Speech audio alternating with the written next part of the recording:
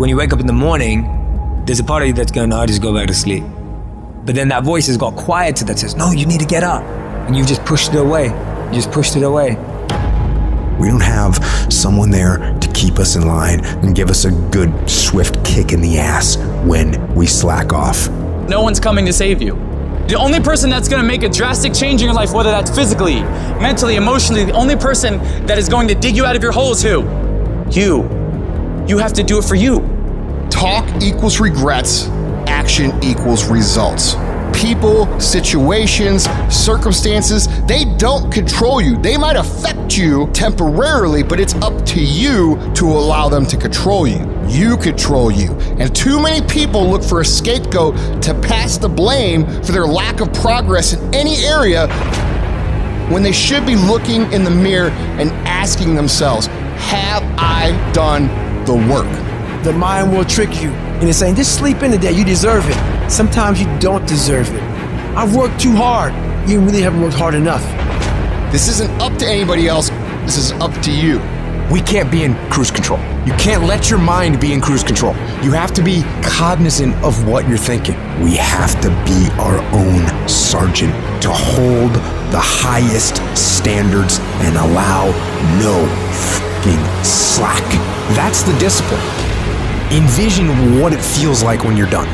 What it feels like after you've worked out, or you've held the line on your food intake, or you've pushed through some monotonous project. Contrary to that, envision what you will feel like later when you let the discipline slack, feeling weak, and you know that you're falling behind. And ask yourself which one you want to feel in 10 minutes. In a half an hour. When the thing is done, remember what that feels like, and then remember that those minutes, those hours, they turn into weeks and months and years, and holding the line in those critical minutes will put you in an infinitely better place if you maintain the discipline. So work through the weakness, fight through the temptation, hold the line. It is not easy, but it is worth it.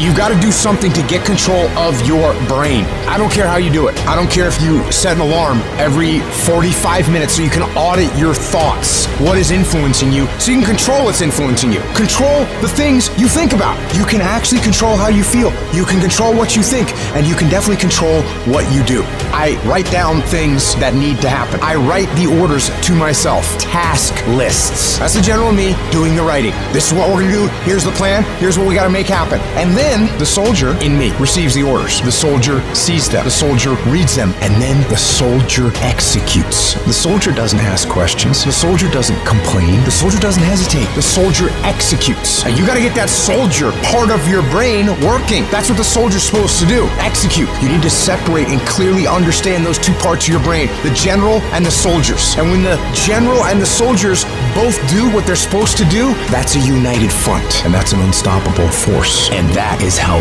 wars are won. You gotta be the master of your mind. You gotta exercise mind control. I want you to decide, I am going to become disciplined. That should be your only goal, because if you develop the ability to say no to the guys' nights and the girls' nights, to say no to the alcohol at any time, to say no, I'm not eating that because I'm working on this project. If you develop that discipline at that basic level, how different will your life look a year from now? What will you accomplish that you think in your mind you want to accomplish if you develop that level of discipline? How much difference will it make in your life? How many times have you told yourself you're going to get serious about your business, or get serious about this project, or get serious about your career? How different would your body look if you had done what you said 3 or 4 years ago? What would you look like today? What would you feel like? Now think about that in every single area of your life. Think about it in your fitness. Think about it in your business. Think about it in your relationships. What would your life look like if you had the ability to remove the power of external circumstances from affecting your decision making? What would your life look like? What could you be?